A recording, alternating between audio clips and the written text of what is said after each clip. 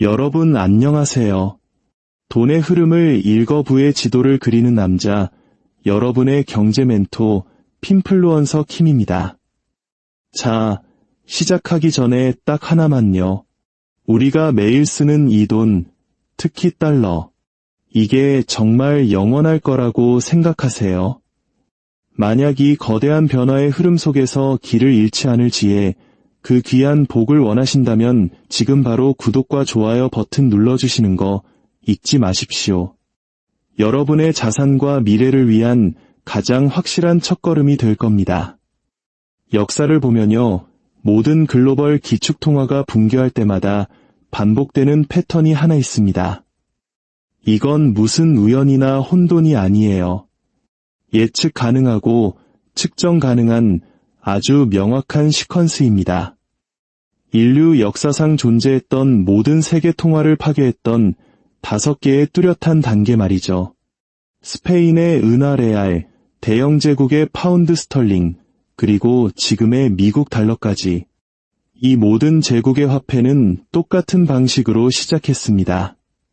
막강한 힘, 지배력, 그리고 그 끝에 찾아오는 오만함, 그리고 쇠퇴, 그리고 바로 지금 2025년 미국 달러는 정확히 1945년 영국 파운드가 서 있던 자리, 그리고 1600년대 스페인 은화가 서 있던 바로 그 자리에 위태롭게 서 있습니다. 우리는 지금 4단계에 와 있고 마지막 5단계는 그 누구도 믿고 싶지 않은 만큼 가까이 다가와 있습니다. 오늘 이야기는 바로 이것입니다. 어떻게 글로벌 통화가 태어나고 흥망성쇠를 겪으며 결국 죽음을 맞이하는지, 그리고 왜 그 똑같은 운명이 이제 미국 달러에게 봉인되었는지에 대한 이야기입니다. 모든 기축통화는 신뢰에서 시작됩니다. 군사력도, 금도, 경제 규모도 아닌 바로 신뢰입니다. 스페인은 1500년대의 남미에서 캐낸 막대한 양의 은으로 그 신뢰를 얻었죠. 영국은 1700년대의 금으로 그 신뢰를 얻었습니다. 그리고 미국은 1900년대의 압도적인 생산성, 혁신, 그리고 그 누구도 따라올 수 없는 경제력으로 신뢰를 얻었습니다. 2차 세계대전이 끝난 후 세상은 폐허가 되었습니다. 유럽은 잿더미가 되었고 아시아는 황폐해졌죠. 하지만 미국은 달랐습니다. 본토는 전혀 피해를 입지 않았고 공장들은 쌩쌩 돌아가고 있었죠. 경제는 호황이었고 금고에는 전 세계의 금이 넘쳐났습니다. 1944년 세계 지도자들은 미국 뉴햄프셔의 브레튼우즈에 모여 역사적인 결정을 내립니다. 바로 미국 달러를 세계 기축통화로 삼는다는 것이었죠. 이게 무슨 뜻이냐면요, 이제 모든 나라가 금 대신 달러를 보유하게 된다는 겁니다. 석유, 철강, 기계 같은 모든 주요 무역이 달러로 가격이 매겨지고 전 세계 모든 중앙은행이 외환보유고를 미국 국채, 즉 달러 빈문서로 쌓아두게 된 겁니다. 세상은 단순히 달러로 거래한 게 아닙니다. 달러를 믿었던 거죠. 왜냐? 달러는 당시 세계 최강의 경제, 최강의 군대, 그리고 가장 많은 금 보유고라는 3가지 든든한 백을 가지고 있었으니까요. 이게 바로 1단계, 신뢰와 지배의 시대입니다. 이 시기는 1944년부터 1970년대 초까지 이어졌습니다. 이 기간 동안 미국은 대륙을 횡단하는 고속도로를 건설했고 인류를 달에 보냈으며 현대 세계를 정의하는 소비 경제를 창조했습니다. 하지만 모든 제국, 모든 통화, 모든 시대는 결국 스스로가 천하무적이라고 믿는 순간이 옵니다. 바로 그때 다음 단계가 시작되죠. 신뢰의 문제점은 바로 유혹을 만들어낸다는 겁니다. 전 세계가 당신의 돈을 믿어줄 때 당신은 원하는 만큼 돈을 찍어낼 수 있고 사람들은 여전히 그 돈을 받아줄 테니까요. 이게 바로 미국에게 일어난 일입니다. 1950년대와 60년대 미국 정부는 버는 것보다 더 많이 쓰기 시작했습니다. 한국전쟁과 베트남 전쟁, 국내에서는 엄청난 복지 프로그램, 해외에는 수십억 달러를 들여 군사기지를 짓고 재건을 도왔죠. 하지만 금 보유고는 늘지 않았습니다. 늘어난 건 오직 빚뿐이었죠. 1960년대 후반이 되자 미국이 너무 많은 달러를 찍어냈다는 걸 다른 나라들이 눈치채기 시작합니다.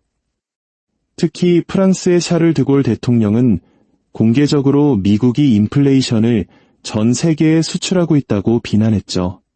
그는 달러를 가져갈 테니 약속대로 금으로 바꿔달라고 요구했고 미국의 금고는 서서히 바닥을 드러내기 시작했습니다. 그리고 운명의 1971년이 왔습니다. 리처드 닉슨 대통령이 텔레비전에 나와 세계사를 바꾼 결정을 발표합니다. 그는 금 태환 창구를 닫아버렸습니다. 쉽게 말해 더 이상 달러를 금으로 바꿔주지 않겠다는 폭탄 선언이었죠. 이 순간 달러는 순수한 법정화폐가 되었습니다. 그 가치를 보증하는 것은 금이 아니라 오직 미국 정부에 대한 믿음뿐인 종이 쪼가리가 된 겁니다. 이 순간이 바로 1단계의 끝이자 2단계, 쉬운 돈의 시대의 시작이었습니다. 그날 이후로 미국은 무제한으로 달러를 찍어낼 수 있게 되었습니다. 그리고 전 세계는 그 달러를 받아들여야만 했죠. 왜냐하면 석유가 달러로 거래되고 무역이 달러로 이루어지며 빚이 달러로 발행되었기 때문입니다. 이 시스템은 한동안 잘 작동하는 것처럼 보였습니다.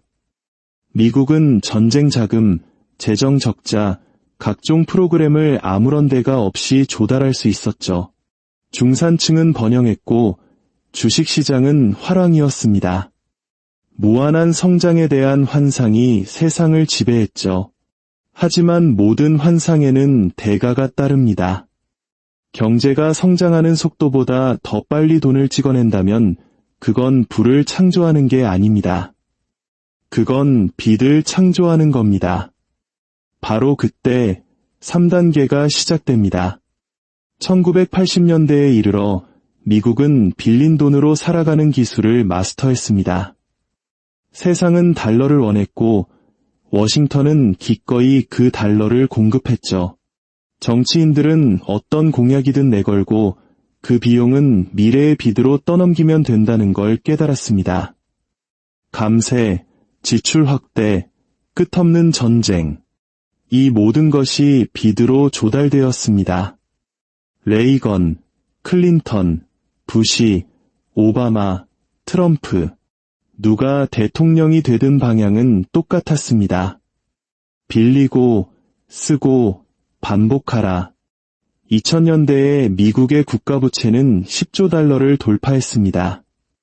2010년대에는 20조 달러를 넘었고 2025년 현재 36조 달러를 넘어섰습니다. 우리 돈으로 약 4경 9천조 원. 인류 역사상 가장 큰 빚더미입니다. 이 빚 하나하나는 전부 약속입니다. 언젠가 누군가가 이 빚을 갚을 것이라는 약속. 하지만 그날은 영원히 오지 않습니다. 왜냐하면 빚을 갚는다는 것은 세금을 올리고 지출을 줄이고 고통스러운 현실을 마주해야 한다는 것을 의미하기 때문이죠.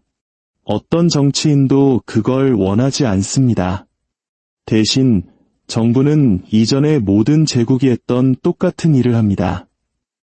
이미 진 빚의 이자를 갚기 위해 더 많은 빚을 빌리는 것이죠. 이건 경제학이 아닙니다. 이건 부채의 소용돌이입니다. 우리말로 하면 빚으로 빚 맡기죠. 마치 카드 돌려막기처럼요. 이것이 바로 1600년대은의 공급이 끊겼을 때 스페인을 파괴했던 것이고 두 차례의 세계대전 후 1940년대 영국을 파산시켰던 것이며 바로 지금 미국에서 일어나고 있는 일입니다. 이 시점에 이르면 통화는 더 이상 생산성을 대표하지 않습니다. 그것은 그저 깨지기 쉬운 약속을 대표할 뿐입니다. 빚이 너무 커져서 시스템이 생존하기 위해 끊임없이 새로운 빚을 필요로 하는 상태가 됩니다. 중앙은행은 빚 부담을 줄이기 위해 금리를 낮춥니다. 하지만 낮은 금리는 주택, 주식, 코인 등 모든 자산의 거품을 일으키죠. 마치 번영하는 것처럼 느껴지지만 이건 번영이 아닙니다. 이건 레버리지이고 레버리지는 언제나 부러지기 마련입니다. 2008년 금융위기는 경고였습니다. 2020년 팬데믹 때의 무차별적인 돈 풀기는 그에 대한 반응이었죠. 그리고 지금 2025년 미국 경제는 빚이라는 단 하나의 마약에 의존해 돌아가고 있습니다.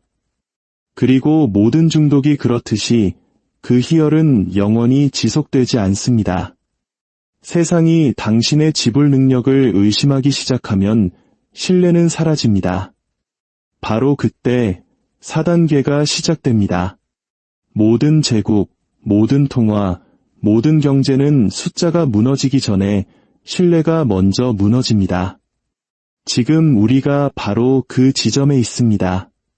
지난 80년간 세계는 달러가 안정적이고 지배적이며 안전했기 때문에 믿었습니다. 하지만 이제 그 믿음에 균열이 가고 있습니다. 곳곳에서 말이죠. 각국은 조용히 달러에서 벗어나 다각화를 꾀하고 있습니다. 브라질, 러시아, 인도, 중국, 남아프리카 공화국 같은 브릭스 국가들은 자국 통화로 무역 시스템을 구축하고 있습니다. 사우디아라비아는 석유 대금으로 중국 위안화를 받기 시작했죠. 심지어 유럽조차 글로벌 무역을 위한 대안을 논의하고 있습니다.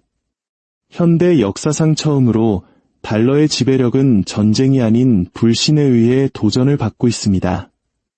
이건 미국을 싫어해서가 아닙니다. 이건 리스크 관리의 문제입니다. 수조 달러를 마구 찍어내고 영원히 적자를 내며 심지어 제재를 통해 자국 통화를 무기화하는 나라의 화폐를 왜 계속 보유해야 할까요? 2020년 미국은 건국 후 200년 동안 찍어낸 돈보다 더 많은 돈을 단 1년 만에 찍어냈습니다. 그 순간 환상은 깨졌습니다. 인플레이션은 40년 만에 최고 수준을 기록했습니다. 생활비는 폭등했고 저축의 가치는 증발했으며 사람들은 달러가 더 이상 안정적이지 않다는 것을 깨달았습니다. 이제 이 똑같은 이야기가 서방 세계 전역에서 펼쳐지고 있습니다. 영국 파운드는 지난 2년간 금에 비해 20%나 가치가 하락했습니다. 캐나다의 가계부채는 사상 최고치를 기록하고 있죠. 인도에서는 사람들이 자국 화폐인 루피조차 믿지 못해 금과 미국 국채를 사들이고 있습니다. 세계는 믿음에서 해징으로 전환하고 있습니다. 이것이 바로 4단계 침식의 시대입니다. 시스템에 대한 신뢰가 약해지고 외국 정부들은 달러 보유고를 줄입니다. 동맹국들은 다른 통화로 거래하기 시작하죠. 국민들은 저축에 대한 믿음을 잃고 대신 자산을 쫓습니다.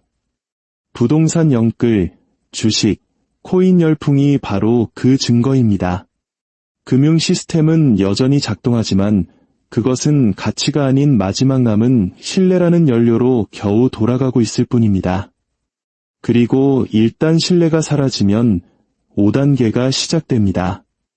붕괴는 처음에는 붕괴처럼 보이지 않습니다. 그것은 인플레이션, 물자 부족, 변동성, 그리고 사회적 분노처럼 보입니다. 그러다 어느 날 공식화되는 거죠. 세상을 지배했던 통화가 그냥 종이 조각이 되는 순간, 이것이 스페인에게 일어났던 일이고 영국에게 일어났던 일이며 소비에트 연방의 루브라에게 일어났던 일입니다.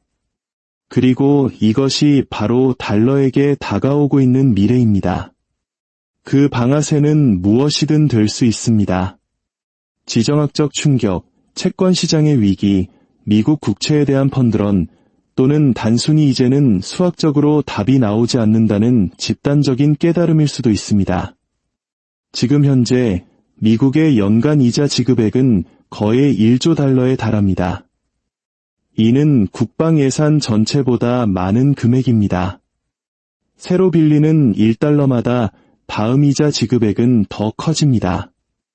이건 탈출구가 없는 덫입니다. 시스템을 부수지 않고서는 빠져나올 수 없는 덫이죠.